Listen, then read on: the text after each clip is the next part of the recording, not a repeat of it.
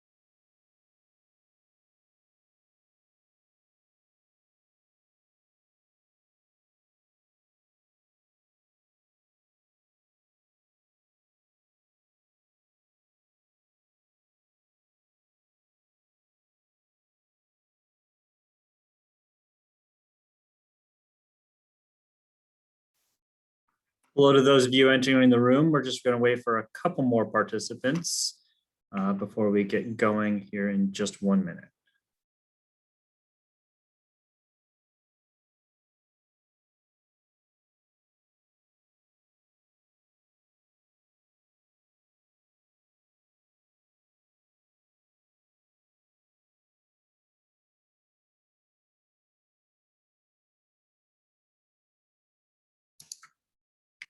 Andrew, what was the name of your colleague?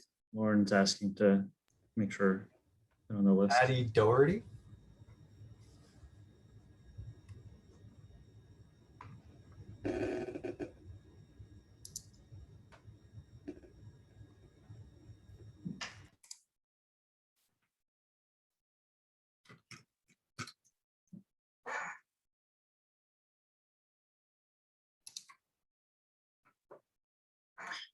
All right, looks like we're good to go. Welcome everyone, and thank you for attending the MRPA conference. This session is closed caption.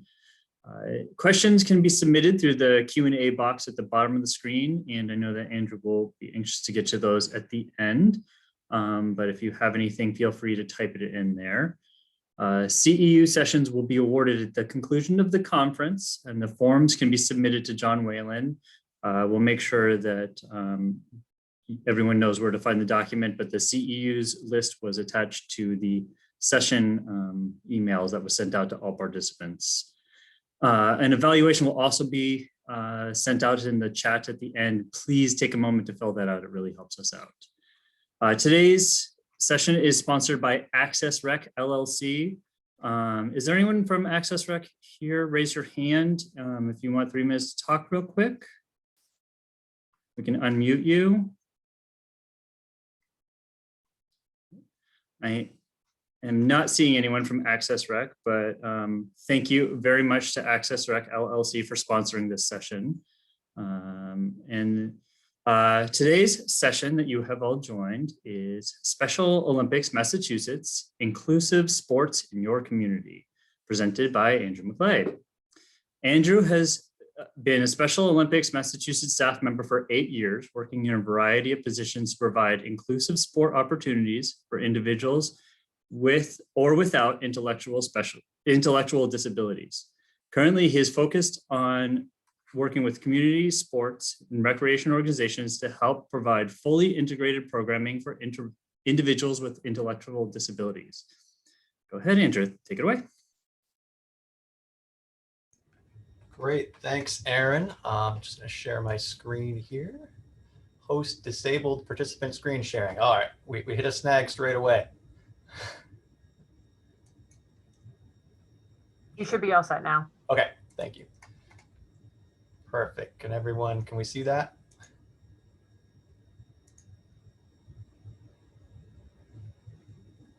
Excellent. I'll take that as a yes. So yeah, my name is Andrew McClay. I'm the Director of Community Partnerships here for Special Olympics Massachusetts. I've been working here for about 10 years, actually, with a little bit of a break in between, working at the City of Framingham Parks and Recreation.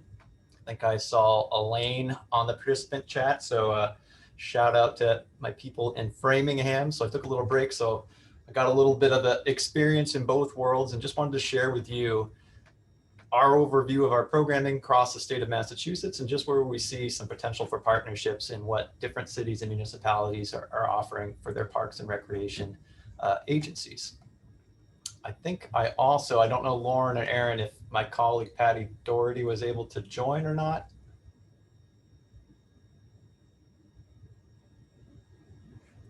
I'm not seeing her.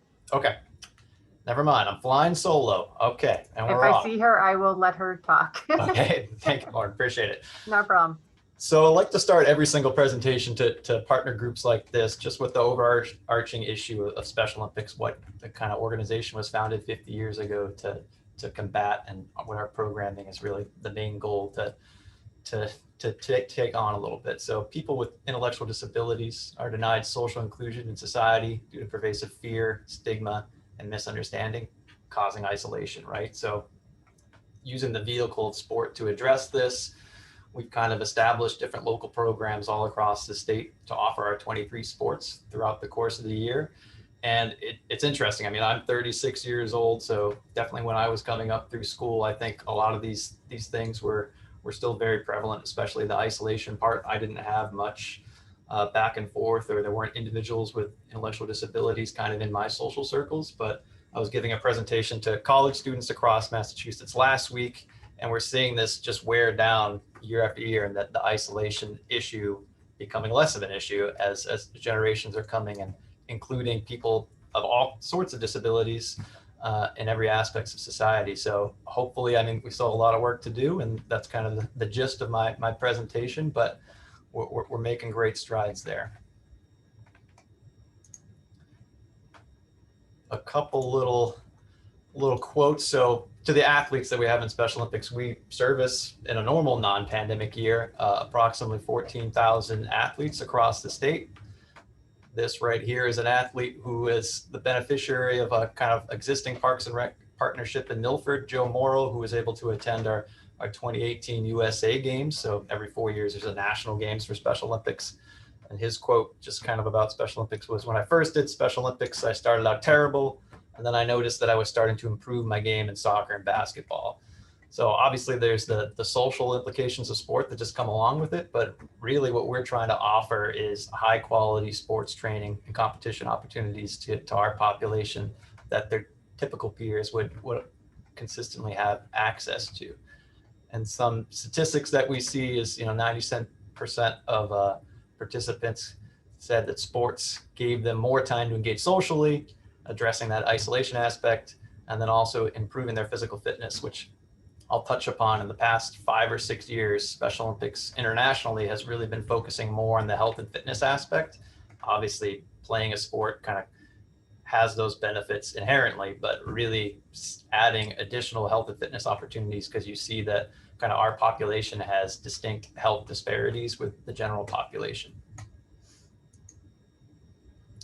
And to the families of Special Olympians, right? So Special Olympics program absolutely helps with self-confidence and offers social opportunities. My son is very proud of his abilities, and the camaraderie with other players has been great.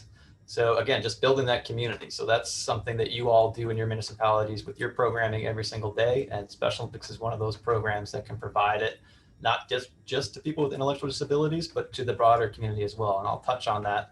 One of the main facets of Special Olympics programming is a program called Unified Sports, which puts together people with and without intellectual disabilities on the same team.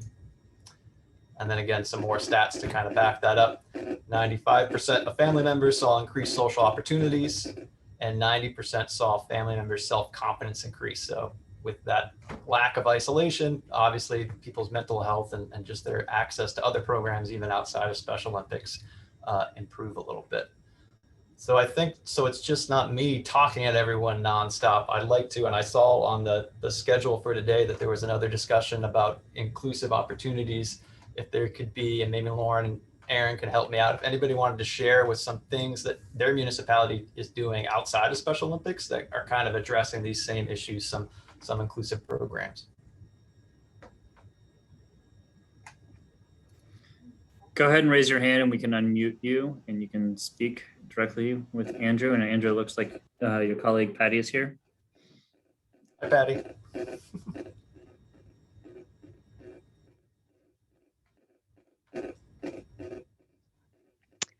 Hi, my name, can everyone hear me, by the way?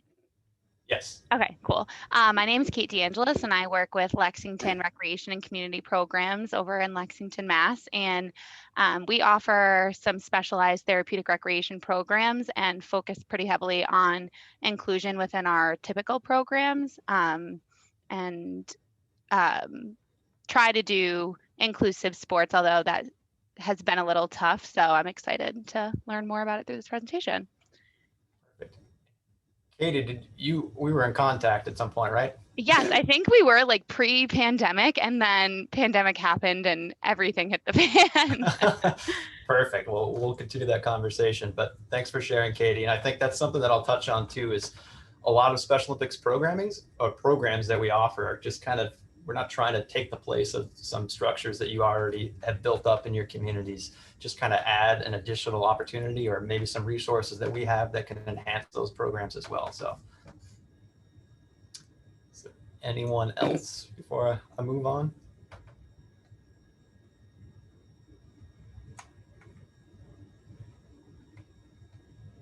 Perfect. Thank you, Katie. All right. Super overwhelming slide, but just kind of like to give a general overview so that everybody can see the good timeline of Special Olympics sports and programs that we offer, starting from athletes age 2 when they kind of enter our program, all the way up until I think our oldest athlete currently is 93, taking place our senior sports event on the Cape.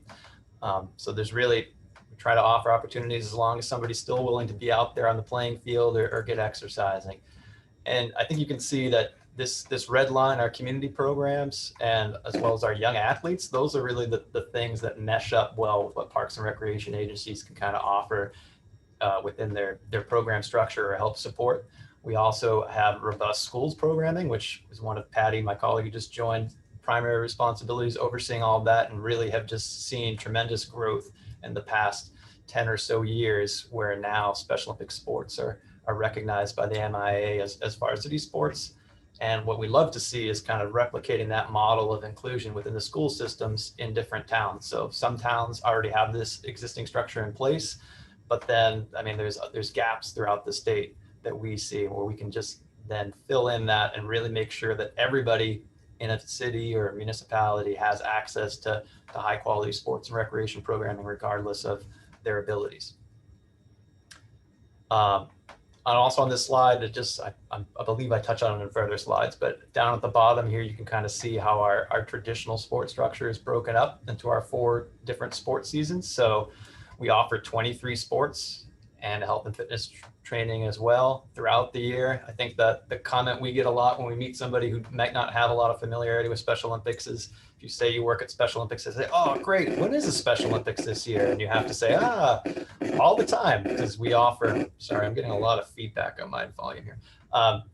We offer typically in a non-pandemic year, over 500 sport events throughout the calendar year in those 23 different sports. So we're every day, everywhere, I think is the title of this particular brochure that we send out.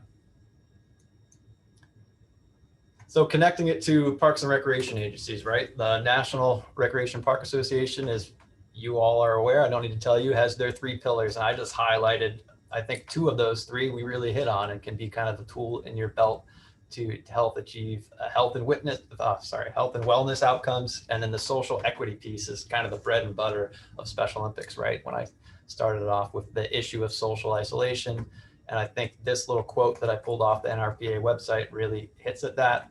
I won't read it all out, but I think the big thing that we're trying to combat is this whole access, right? Whoops, I went forward a little bit. But have access to programs, facilities, places, and spaces that make their lives and community great. So I think that's something that we see throughout the family members and the general community of individuals with intellectual disabilities. Sometimes it comes down to just who you know, and you have to make those connections and really seek out rather than it just being there and readily available to you. So part of that is just us filling in those gaps statewide, and part of it is partnering with organizations such as Access Recreation to get opportunities out there so that people are generally aware, and that ease of access isn't a hindrance to them getting their family members involved.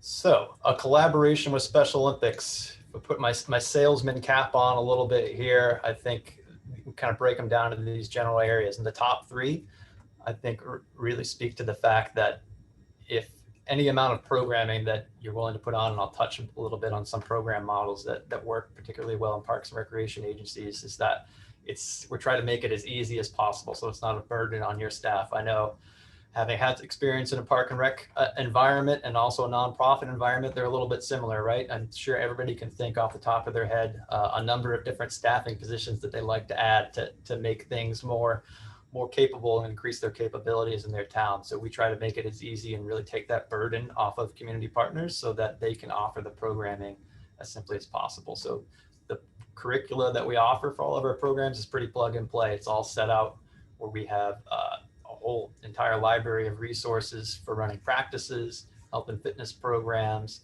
to our young athletes programs for our young kids, where you can really train up volunteers, and we can do that in-house as well and recruit them as simple as possible. So everything could be as easy as you just advertising it out there and getting participants from your town to sign up, and then we kind of take care of the rest. Another major proponent for the whole entire program is a founding principle for Special Olympics when it was founded by Eunice Kennedy Shriver, was that it would be at no cost to participants. So we get around this a little bit by having fundraising initiatives to offset costs. But again, we take that on in-house, but we want to make sure that there's no barrier to entry to anybody, regardless of their means.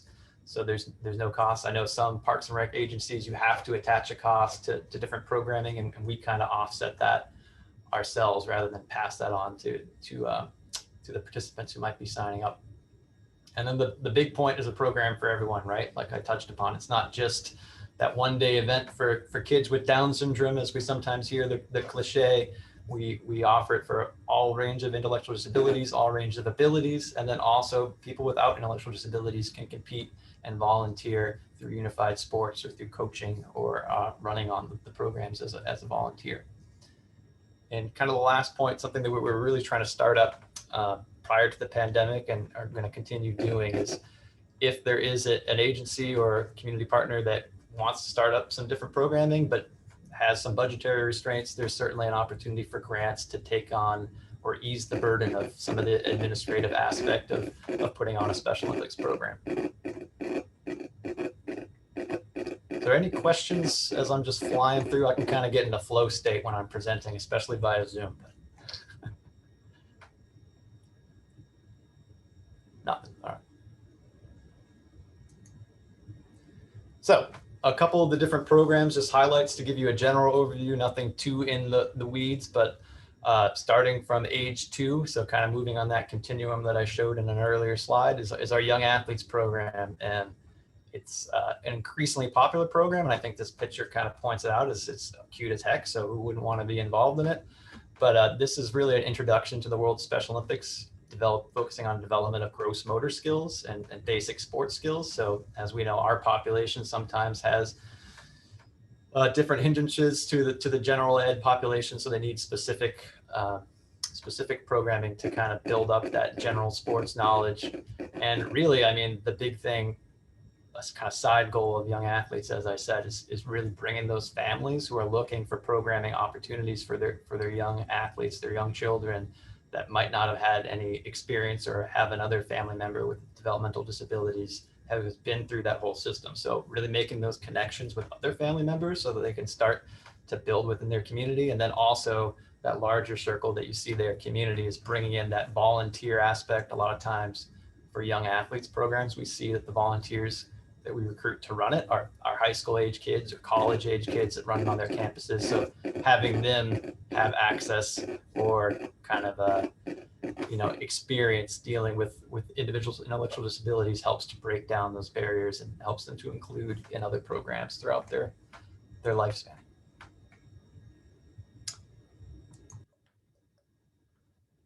So unified sports are our bread and butter. And as you see here in this picture is from our state soccer cup that takes place in the fall, Belmont Sports. So that's a program that I kind of, when Katie brought up for Lexington, Belmont has had an inclusive sports program and activities program for a long time. That's very established. And we're just kind of another, arrow in their little cap there. That's not how you say that saying, but I'm just going to go with it. But, so they offer our Special Olympic sports as part of their Belmont Sport program and come out to our different tournaments and have a variety of different team sports that they offer to town residents throughout the year. And a lot of their programming is unified. So as I touched upon, that's for people with and without intellectual disabilities to compete on the same team.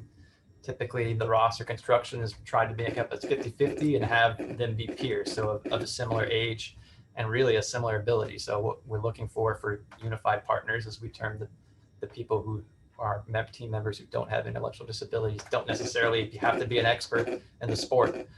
I am a unified golf partner and I'm terrible at golf. So I'm probably a perfect example of what we're looking for a unified partner.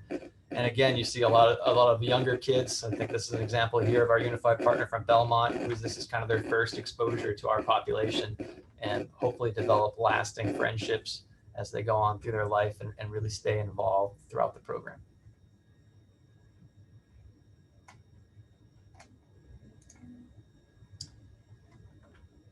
And again, so I touched upon in the last 5 or 6 years, Special Olympics International, which oversees all of our state chapters, has really been pushing and having a big focus on health and fitness programs.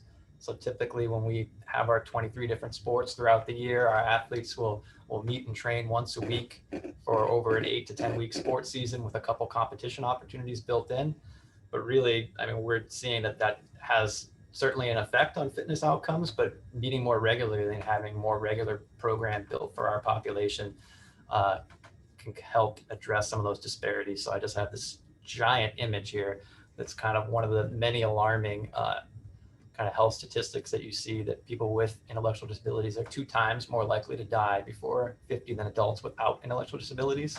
And there's really no reason for that. Certainly there's sometimes underlying health issues that contribute to that, but a lot of it, again, comes back to that NRPA slide of just access to quality programming for our population that's specifically tailored for them too, right?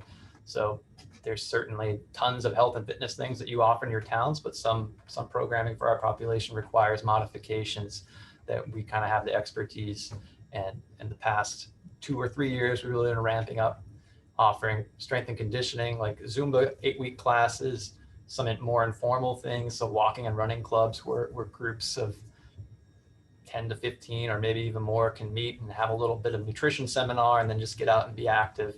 And again, nutrition classes, so stuff specifically tailored to our population, centered around getting proper hydration and what foods are healthy and what aren't.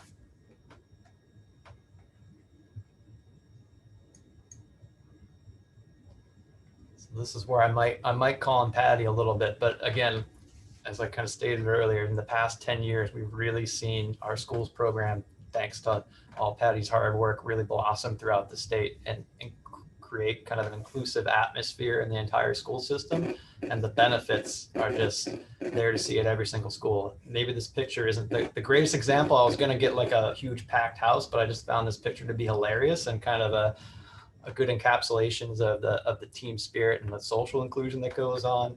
And that we can really see that the towns that carry this on to community programming outside of schools kind of create the same exact atmosphere. So ideally what we'd like to see is, again, so for our schools programming, we have, varsity sports, and then Special Olympics is a varsity sport as well. So if you offer adult recreation pick up basketball or something in your town, why can't there be a unified aspect where individuals with intellectual disabilities can get involved? If you offer a fitness program, let's make it unified. And again, it doesn't have to, we can help provide resources to it. We're not trying to really just take over things, more provide resources to increase the quality of that programming. I don't know if Patty, there's anything that you wanted to add to the schools piece.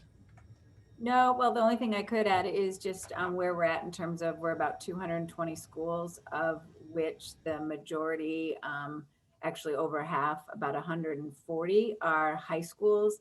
And to Andrew's point, most of those high schools are participating in what we're calling interscholastic sports, because with our relationship with the MIAA, both unified basketball and unified track and field are considered interscholastic sports. And so they have the opportunity to participate and put on their jerseys, as you can see here in this great picture, and ride the bus and have all those experiences that any other teammate would have on a sport. And the most important thing is they're creating these authentic friendships and creating these friendships and these experiences that they would not necessarily have been able to do because they just did not necessarily connect with schools, because at the high school, it's a little bit more difficult to interact with a lot more folks because they're not in the same classes, because they might not be at that same level. So it just really provides an opportunity to create more friendships and really feel more a part of the school. Back to you, Andrew. Perfect. Thanks, Patty. All right, so just highlighting some current partnerships throughout the state that we have, and a little different things about each one. I don't even believe this is a complete list. I just kind of came off this with the top of my head. I'm sure we have 142 local programs, which we term our kind of Special Olympics community programs throughout the state. And some of them might use Parks and Recreation partnerships for facility space or something that we're not even aware of, because they arrange that all. So that's great. But these are some of the major ones that support more of a programmatic aspect. Brookline, Cambridge, Newton are all good examples, much like Belmont, of programs that were kind of existing larger for our special needs population. And then we add the sports aspects through Special Olympics. Some newer ones in Waltham and in Auburn, where we're just kind of breaking in and incorporating existing Special Olympics programs that have already been going on through volunteers in the community and helping to kind of ingratiate that, I guess, into the Parks and Rec sphere, so that we can then use the capabilities that you have to advertise to people throughout the town and sign people up for programs to really broaden who our Special Olympics programs that are existing in those communities are reaching.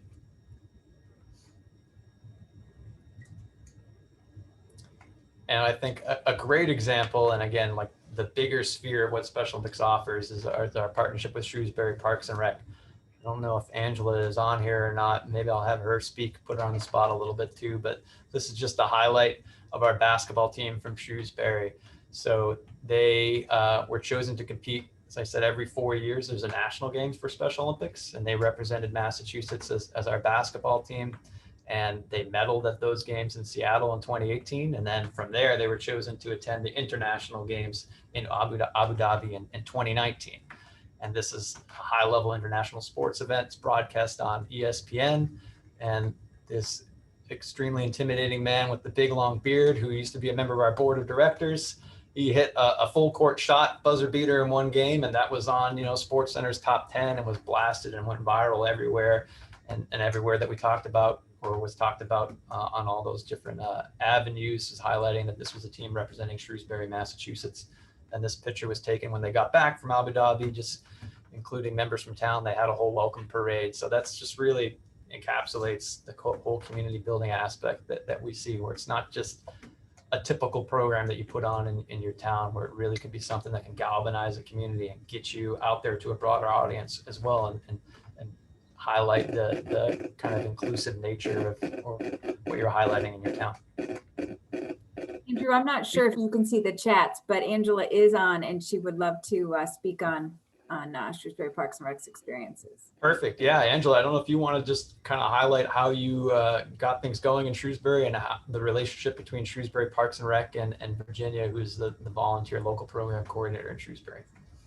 Sure. Hi, everybody. We've been doing Special Olympics for probably 25 years now. So the program was in place before I got here, but just a comment on our basketball team that is in the photo, like those guys are celebrities in our town. Like everyone knows them.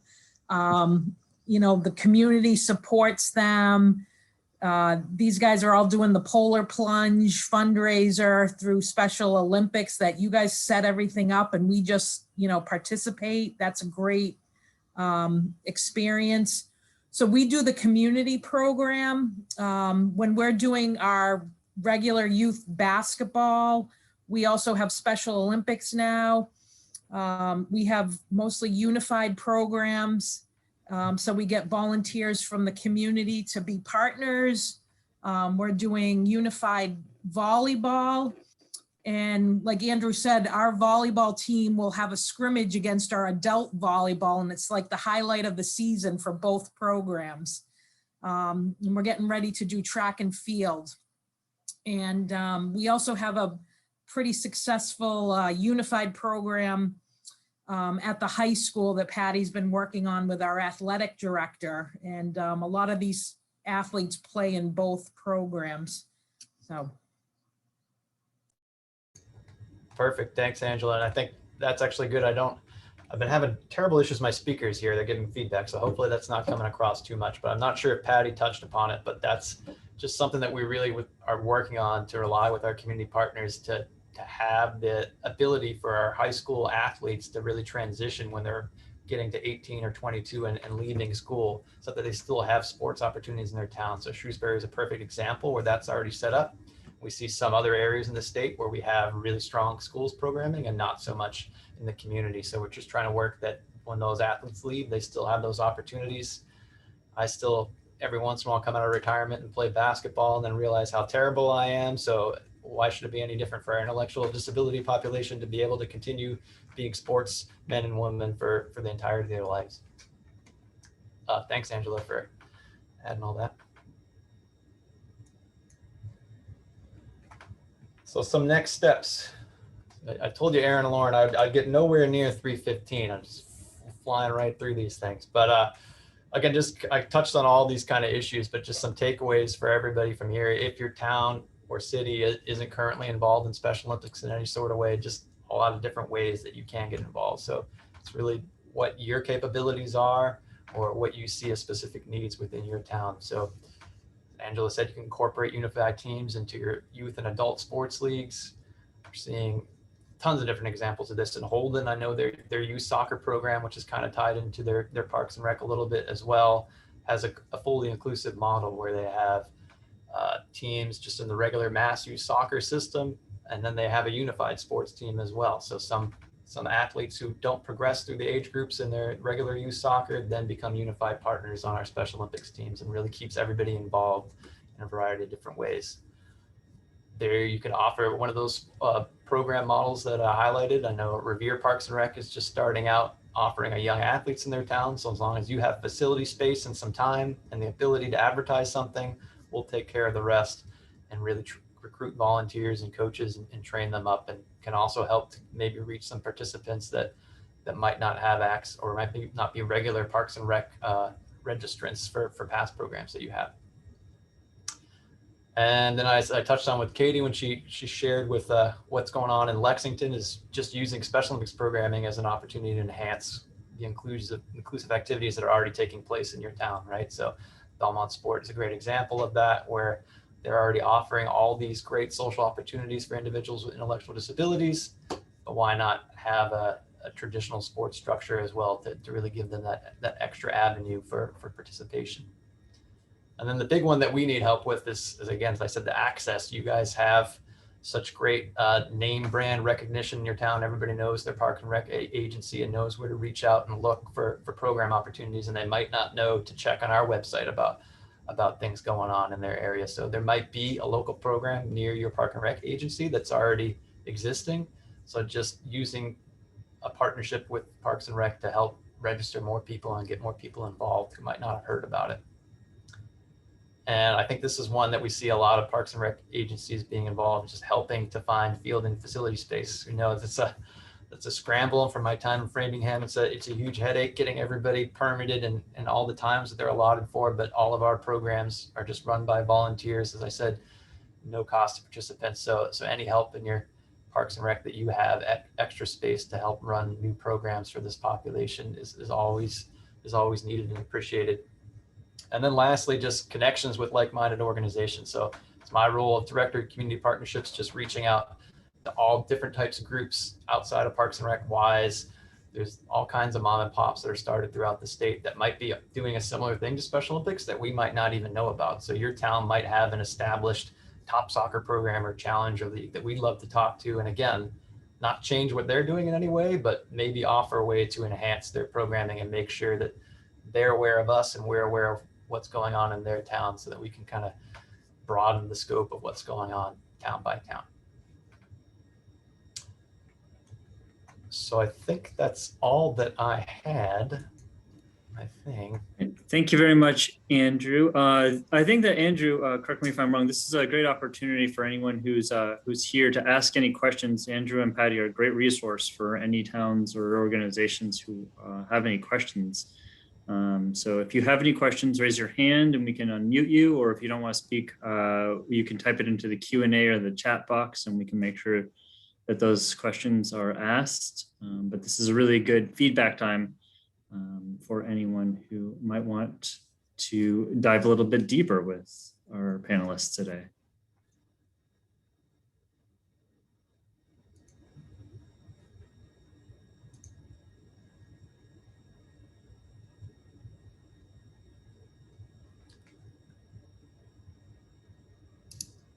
I gotta get at least one question. I can't have possibly been that concise and clear. But I understand if not. I will put, oh, I don't know. We do have a question from Elaine. All right, let's hear it, E.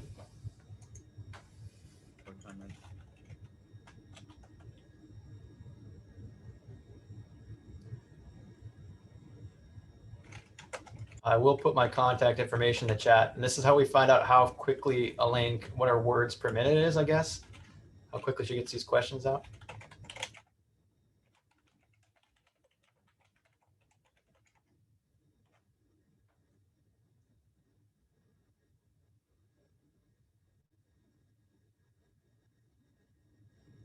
While we're waiting for Elaine to type in her comment, I did send a link to the Survey Monkey for everyone. We really appreciate if you fill that out for us. That helps both the panelists and the conference committee. In addition, the CEU sheet again was emailed by John Whalen to all delegates at the beginning. You can fill that out and send that back. They'll be tabulated at the end of the conference. But if anyone else needs a copy, you can email me and I'll make sure you get that.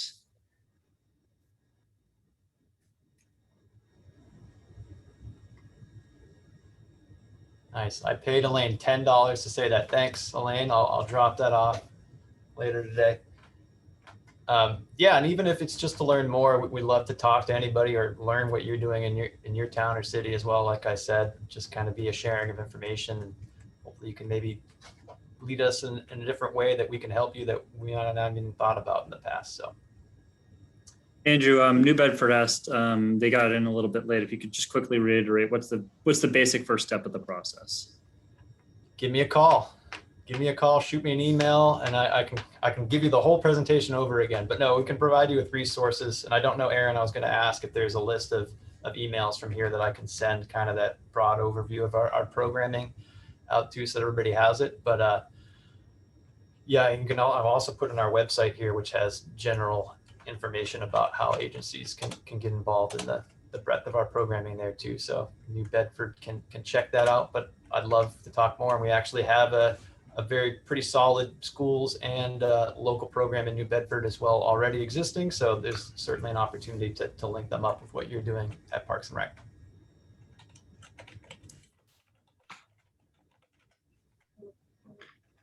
Right.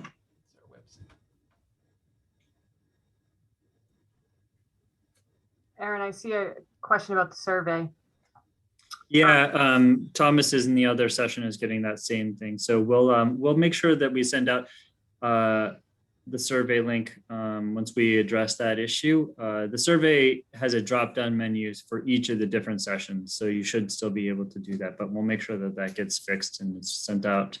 And thank you to everyone who's bared with us as we're navigating this this new frontier for our conference this year. We know that it obviously hasn't been completely flawless, but we appreciate all the panelists and all the participants, and we'll get a new survey link out as soon as we can.